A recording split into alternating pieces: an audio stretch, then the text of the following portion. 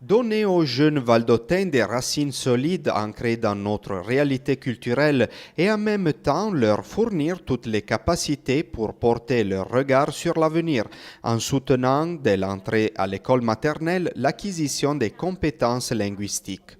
Voici le défi lancé par École en langue VDA, le projet pilote pour l'enseignement renforcé des langues dans les écoles valdôtaines qui a été présenté en détail par l'assesseur à l'éducation et à la culture, Émilie Rini, mardi 23 décembre au Palais régional. L'initiative qui s'intègre dans le cadre des politiques linguistiques en faveur du plurilinguisme menée par l'assessorat à l'éducation et à la culture débutera à partir de l'année scolaire 2015-2016. C'est pour nous vraiment un grand résultat, c'est une opportunité en plus qu'on veut donner aux familles valdôtaines, aux jeunes valdôtains.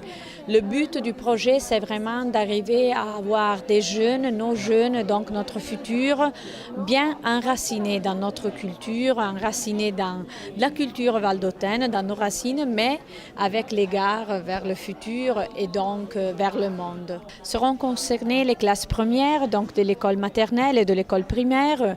Maintenant, il faut voir quelle sera l'adhésion de la part des institutions scolaires et après, ça va toucher les familles, donc voir quel est l'intérêt. Je crois que l'intérêt a déjà été démontré, que c'est un intérêt fort, mais il faut voir après combien seront les enfants pour les inscriptions. Donc seront les deux classes, les premières de l'école maternelle et primaire. Les caractéristiques et les modalités de fonctionnement de l'initiative qui sera proposée aux institutions scolaires avant l'ouverture des inscriptions ont été illustrées par la surintendante des écoles Giovanna Sampietro et par Madame Gabriella Vernetto, dirigeante technique de l'assessorat et coordinatrice de la cellule technique chargée de l'élaboration du dispositif expérimental. Le dispositif varie en fonction du niveau scolaire. Pour l'école de l'enfance, donc, il y a enseignement en anglais et en français. À l'école de l'enfance, à l'école maternelle, il n'y a pas de discipline, donc ce sont tous les domaines d'expérience, toutes les activités qui se font dans les trois langues. Et le principe de fonctionnement est celui de la demi-journée, donc une demi-journée en français prioritaire, les demi-journées en français, puis des demi-journées en anglais complètement et en italien.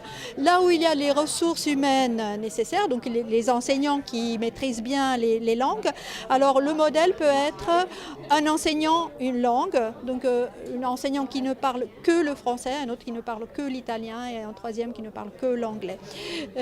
Pour l'école primaire, là par contre, on passe aux disciplines et alors là, ce sont les disciplines qui sont enseignées en langue française ou en langue anglaise.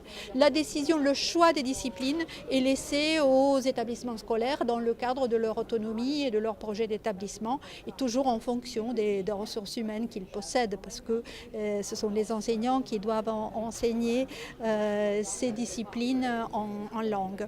Un centre de ressources pour la didactique des langues sera créé auprès d'un établissement scolaire concerné par l'expérimentation.